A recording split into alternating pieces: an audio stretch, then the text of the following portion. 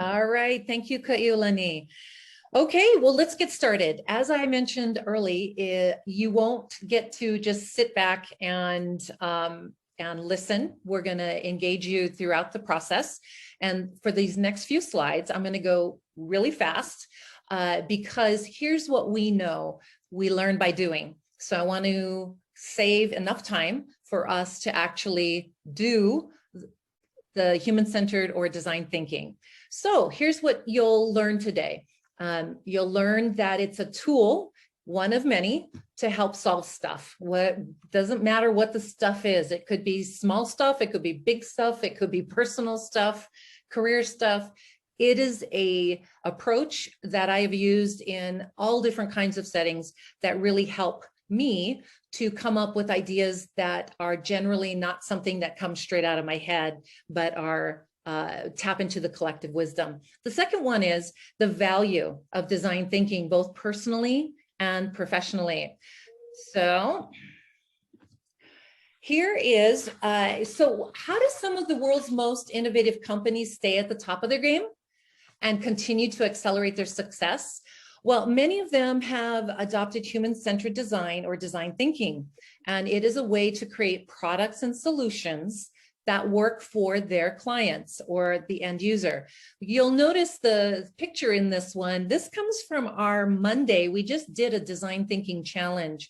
And the challenge was how to create experiences that would truly recognize donors in ways that were meaningful and powerful. And so one of the people on this call is responsible, she and her teammate, Maria, for putting together this prototype of a donor recognition event. So we're using it all the time. These are some of the places that I have used design thinking here in Idaho.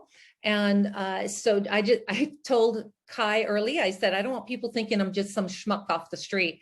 I actually have used this stuff repeatedly in lots of different environments. Then with Idaho Partners for Good, we're constantly using this approach for the work that we do internally, as well as with our grantees. So this was our year one celebration in July. We turned 1 year, and we had everyone fill out personas that would help inform who we currently recruit and who we need to recruit. So it served a very specific purpose, and we used it at our annual celebration. Okay, so let me just give you a story. This is my daddy. My daddy is James Evans, and he was born in 1922, and he passed in 2018. A few weeks before he passed, I went and spent the week with him and his wife. And one of the pain points was really around caregiving.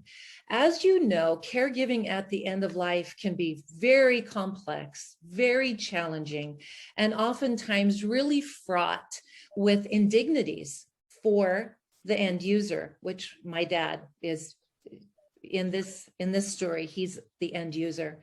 And as I was talking with them about, what were the biggest issues, it was caregiving and caregivers. And so what I did was I used this process to try to empathize, get inspired about what was the pain point that was being experienced, and then ideate around what could be some solutions. And then I prototyped the checklist that they then used. And what they found through using that checklist is out of all the caregivers that were providing care for my dad, there was one in particular. Her name was, I think, Poe. And she was the example. She was the model of care that my dad was really looking for. So what they did was they brought her on full time until he graduated to heaven. So in this instance, it was very personal. It was a pain that my dad was experiencing, and I was able to help them solve it by using human-centered design. Okay, so what is human-centered design? Well, you'll hear me use that term or design thinking. They're synonymous. The bottom line is people. centered on people and what they need. So it's a process. It's a three-phase process of inspiration, ideation, and implementation.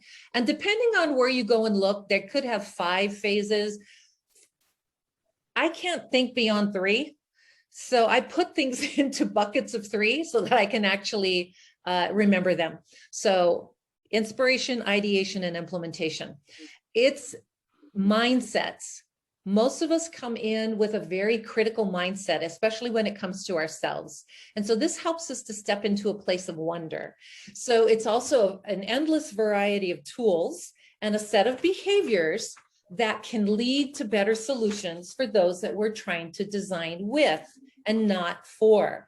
So just that, the reason I underlined the with, not for, is because it's actually one of the fundamental gaps with how we try to solve things at the community or organization basis. We typically have people who have a lot of expertise and they decide what to do for everyone else. And that is a fundamental flaw in the way that we address challenges that people in organizations have. You cannot design for others. You have to design with them so that they have buy-in from the very beginning. All right, inspiration, it's about asking good questions so that we can understand the end user, and it's about going deep with empathy. So some of the ways that you do inspiration is you do one-on-one interviews, small groups, focus groups, you observe people in action, you look at the data around maybe the organization. So those are some of the key ways of working in the area of inspiration, but it's all about good questions. If you can find the right question, it could unlock someone's future. And I've seen it happen over and over again. So I know the ability of inspiration in a person's life. And then ideation is where we make sense of everything that we've heard, observed. This is where we start ideating, creating lots of radical, diverse ideas. And it's all about the quantity at this stage where we're looking for opportunities for design. And there's a couple of key phrases that are used in the ideation process. And those two are how might we, because it opens up, it becomes very generative, it invites people in. And then the other one is yes and the reason for yes and is we don't judge other people's ideas in this phase, but we can put an and. So if it's somebody says one thing and you might disagree, so you might put something else, yes, that, and, so that it can be very open and very generative and it doesn't close down the discussions. All right. And the third is implementation. Oops,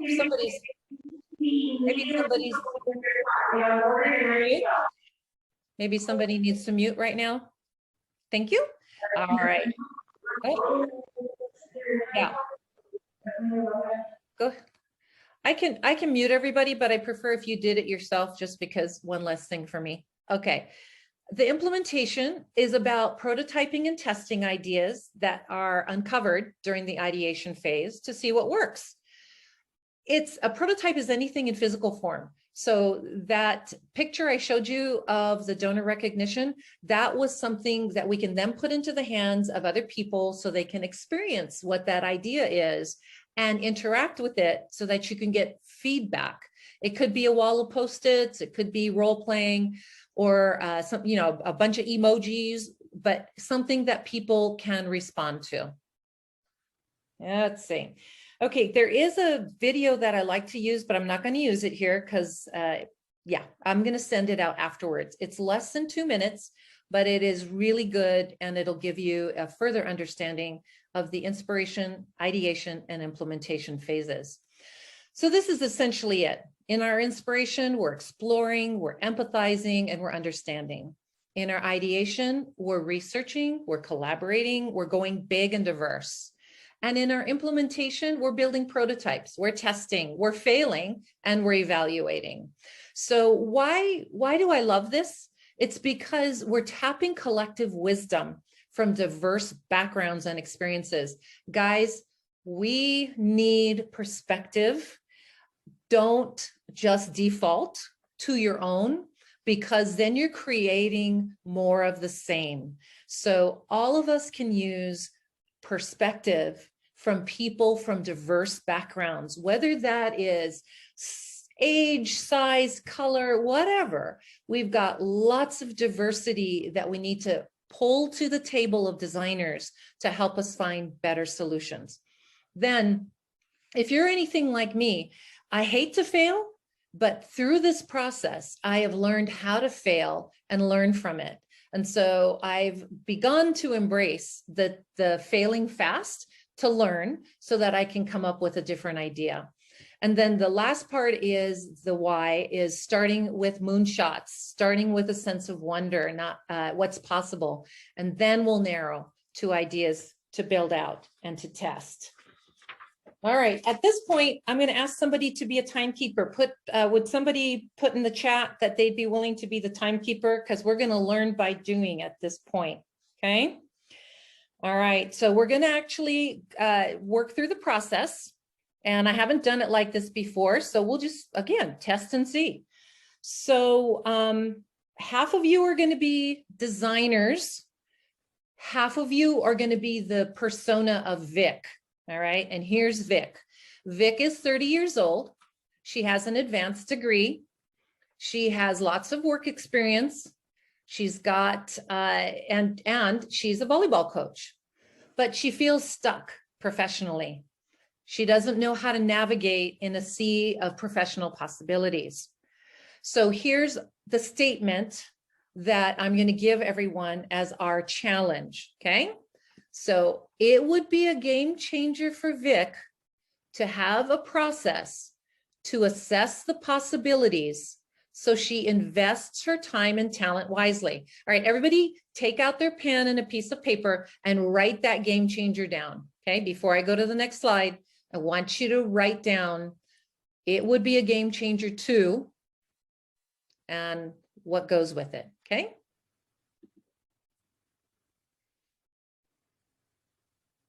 And Ka'iulani has volunteered to be the timekeeper.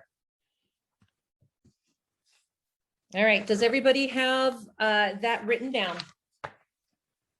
All right, then let's move. We have 10 minutes to get inspired about Vic's challenge.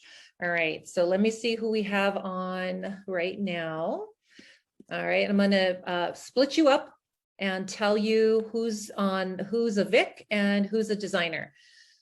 Don, if you would be a designer, Amy, will you be a Vic? Harley, you're a designer. Loke, I'll make you a Vic, and Lorraine, if you'll be a designer. Okay, so everybody has their responsibility. And here's what we're gonna do. If you're a designer, what we need to do is we need to understand Vic's challenge and understand Vic in order to help her address this challenge. So what I have found, and by all means, this is not for everyone, but here's what I know when it comes to using this on a personal basis. It is wise to understand that person's why, their purpose on the earth. We've all heard from Simon Sinek that he always says, start with the why.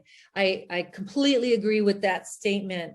And you need good questions to help uncover it, okay? So that is part and parcel of designing for individuals, is really trying to understand their why, especially when it comes to their career. Why are they on the earth? Why, what's their purpose? That will then help you understand where they're coming from. Okay. And then you need to ask questions that might help uncover both real and perceived needs. Okay. So everyone, we're just going to open our chat. Go ahead and do that right now. Designers, I want you to start asking questions. And those that are playing Vic, the persona of Vic, go ahead and answer it. Okay, so this is really around the process to assess the possibilities so that career-wise, so that she invests her time and talent wisely. So if I'm Vic, I feel stuck because I have this advanced degree. I am trying to figure out where I need to spend my time in my career search. So what are some of the questions that you, as designers, you're going to ask the Vics? Okay. Designers, another cue. If you see an interesting response from one of the Vics, then ask a deeper question, uncover, dig a little bit more. All right. Okay, ready, set, go. If you have any questions, put it in the chat, which is where I'll be watching.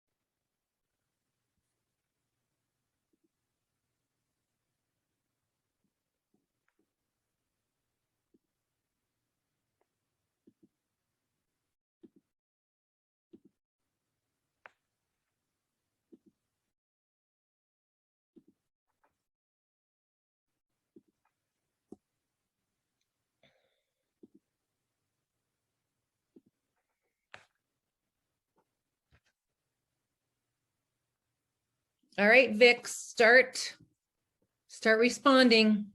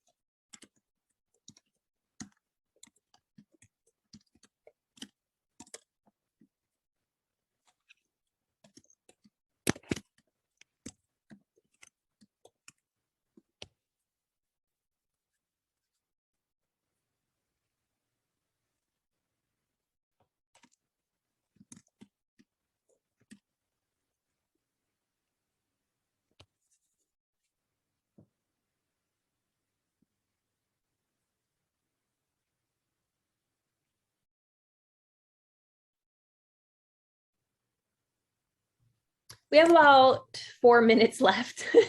Okay. All right, keep digging, guys. If you see These are great something, questions, by the way, and great responses.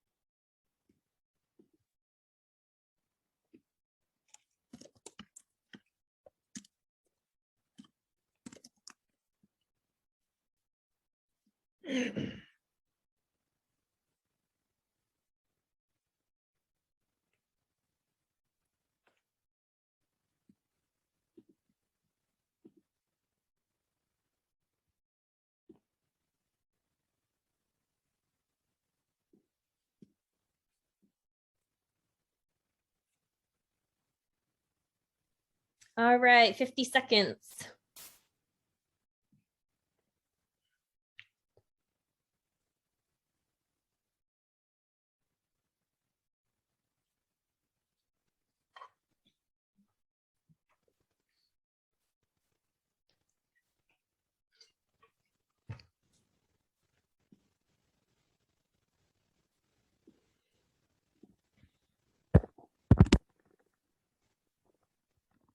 okay, go ahead and stop. And let's move on to the ideation phase. Again, we'll have 10 minutes, and this is where analyze the data in the chat, okay? Look for themes, look for outliers, so things that are kind of unusual or very interesting. So identify those things, and I would say write them in your, write them down on your piece of paper in front of you first, because what I want you to do, the other part is what did you learn in the data that Vic may not be aware of yet? So maybe there were a bunch of, and I know it's hard when you've got a bunch of Vics and everybody's different, But what among all the VIX answers were consistent things that popped up, okay? So note those things, okay? And then put it in the chat. The things that are interesting, unique, or that are themes across the data. So that's the first part. So go ahead and take a minute to review the chat, and then another minute to actually put your analysis, your insights on that. I'm sorry, you said look for interesting things, themes, and what was the other thing? Things that are interesting, unique, outliers, those kinds of things, and then the things that are very common among the data. Okay.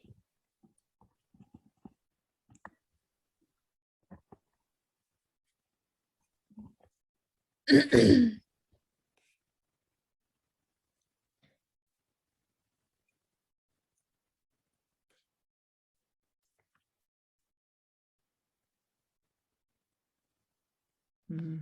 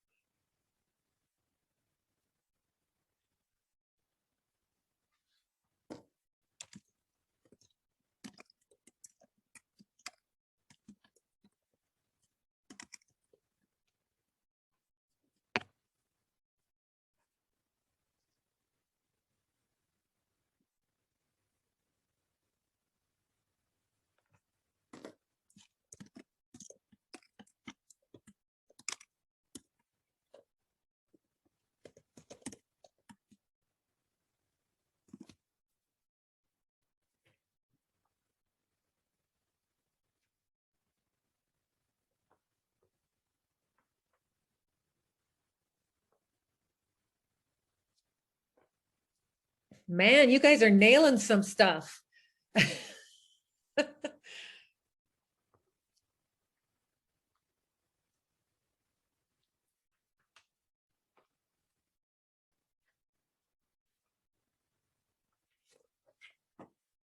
Okay, any other themes that you were seeing?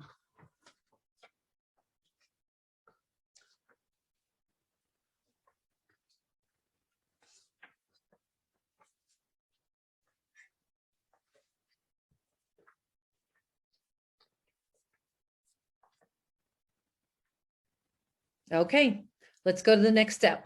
So if you'll notice in the chat, there are 1, 2, 3, 4, 5, 6, 7 themes, 8 themes now that have been generated, or insights. So look at what those are. I don't need to read them to you because we can all read. So look at those insights so that we can go to the next step.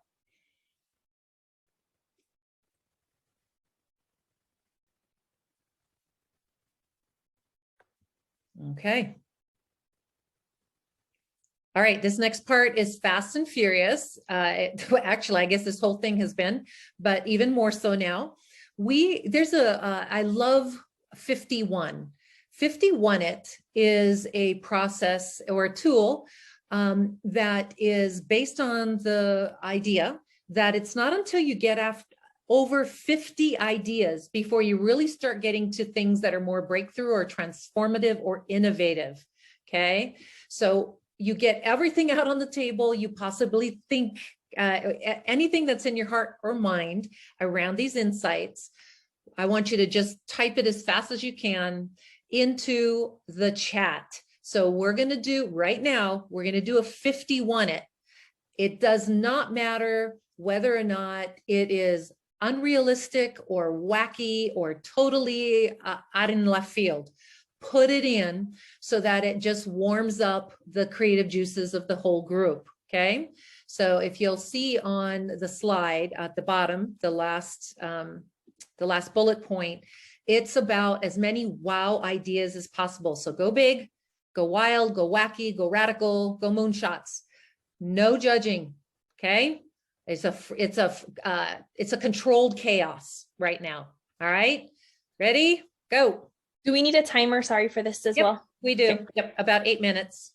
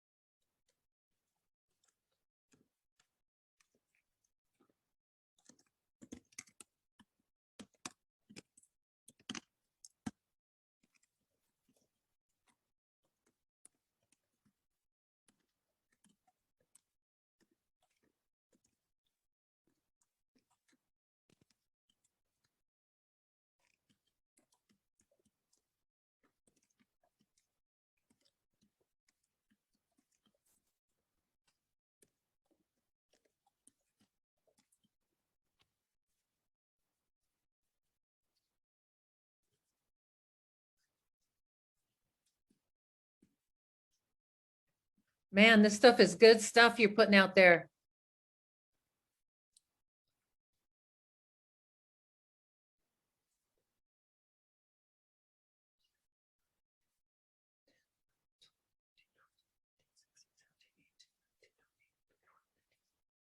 Okay, we're at 25. We're halfway. Keep going. Somebody put something wacky out there.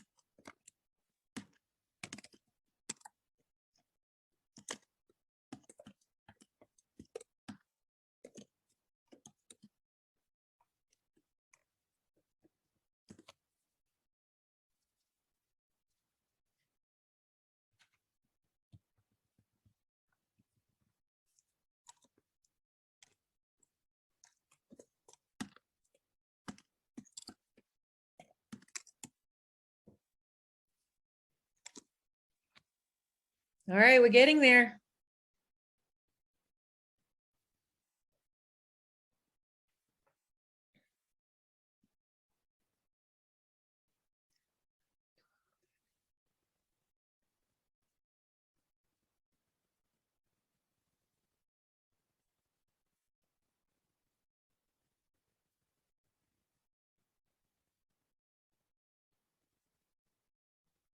All right, there's 43, 44, 45. Keep going.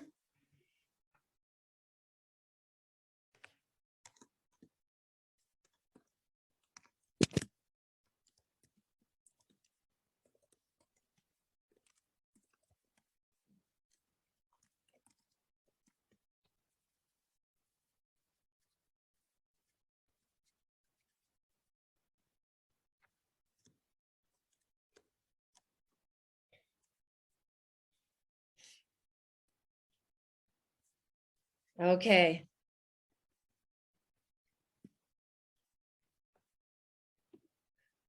Dang, I want you guys on all my design thinking challenges. You guys are awesome. Wow. Okay, now, next step, we go to implementation. I would want you to pick one of those wow ideas, okay? So whatever you saw in that 51, pick one and write it down. And then what I'm going to have you do is turn it into a sketch. Turn it into something, use stick figures, emojis, whatever you want to use, but do it in a picture versus words, okay, if at all possible. So just pick one of those things and then turn it into a sketch. And you have about 4 minutes.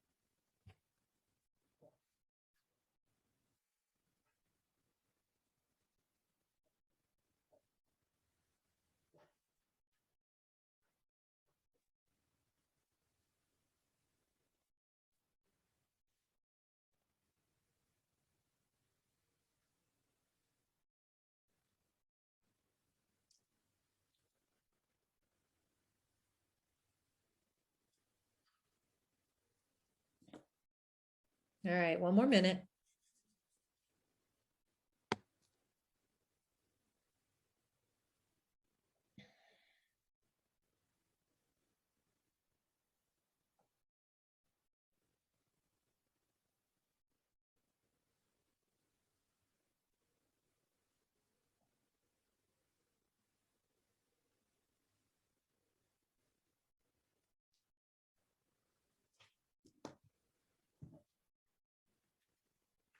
All right, put your pencils down.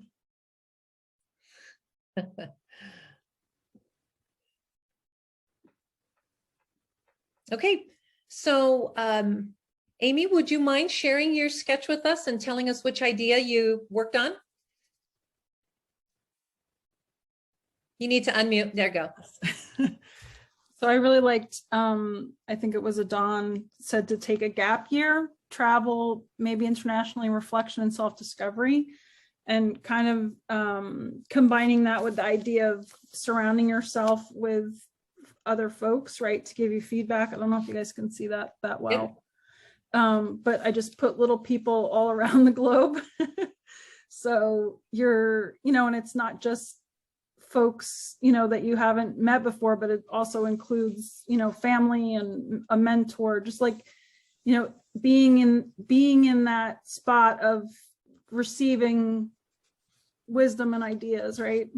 Nice. Thank you. Adon?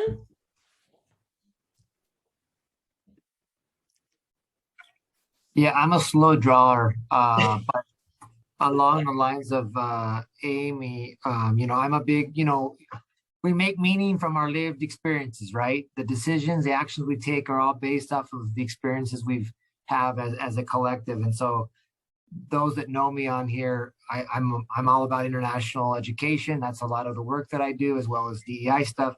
But I had to go with the traveling too. So I don't know if you can see it, but I had a globe here where there's a flight, and I was going to start putting in a book because I think reading is really key. I was going to have some hands shaking because relationships, people that you meet, just those different perspectives, those different ways of thinking, tapping into, people's lived experiences that are different than your own sometimes can be the way to shake things up, right? We get into that rut. And so, that's why I'm here too. Design thinking, I think, has a lot of elements to helping us get out of those ruts, because we don't even know oftentimes we're in those ruts until somebody else lets us know that we're in them. Mm-hmm. Perfect. Loke?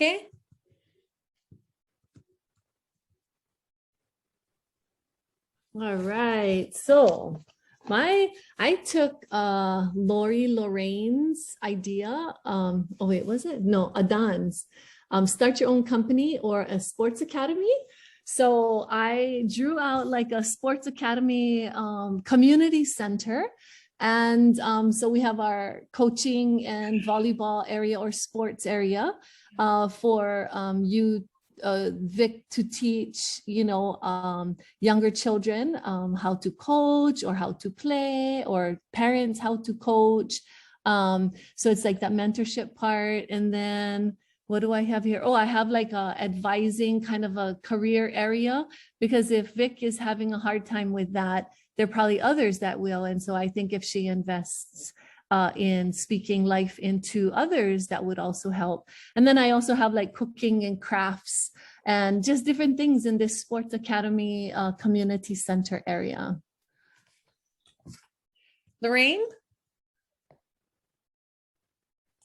So I grabbed that idea about trying to suggest a team brainstorming in the workplace, where they would think about, hey, how can we do our work, our office, the best place to work? Because this could make emerge a lot of ideas that would actually help her get more excited at work.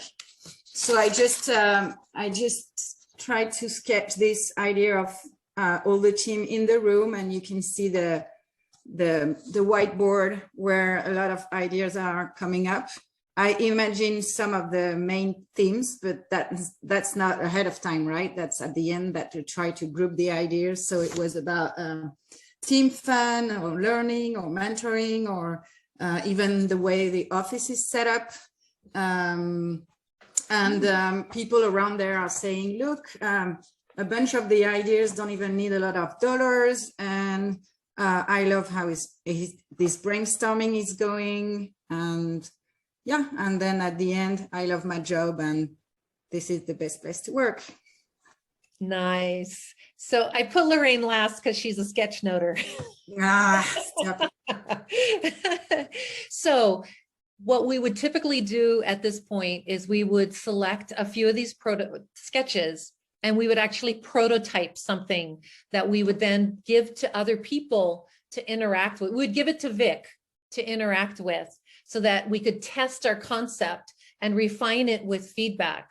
And you do that a couple of times until Vic is like, that's it, that's it. And then they can run with it. So bottom line is, when you bring collective wisdom together, just like today, I was astonished at all of those ideas because they were spot on. So those things are now going to become part of our collective data that we can share with others. The other thing I'd like to do is, if you would please take a picture of your sketch and send it to me, then it'll become part of our archiving of the Breakthrough series, because I do believe that the more artifacts we can collect around our work, the better people will understand it and hopefully come along for the ride. So with that, I'm going to turn it back to Kaiulani. Thank you. That was awesome. I actually really liked a lot of what is it called? The 50, is it the 51? Or yeah, some of those are pretty funny, but no judgment. I think they're actually kind of cool. Anyway, all right. So let's turn this over. I just want to thank everybody for coming today. Thank you, Blossom, for your time and for your expertise. We will be sending a follow-up email with the recording of this. And then Lorraine has been doing an awesome job of creating sketch notes, which is just like a beautiful and wonderful way to like visually see the presentation, just like in one spot. So hopefully we can attach that in there. And then if you folks could just take the time real quick and just put in any suggestions you have for future Breakthrough Series workshops that we'll be doing in 2022, that'd be wonderful. And then after that, we're all done. So thank you so much and enjoy the rest of your day. And happy Thanksgiving. Happy Thanksgiving.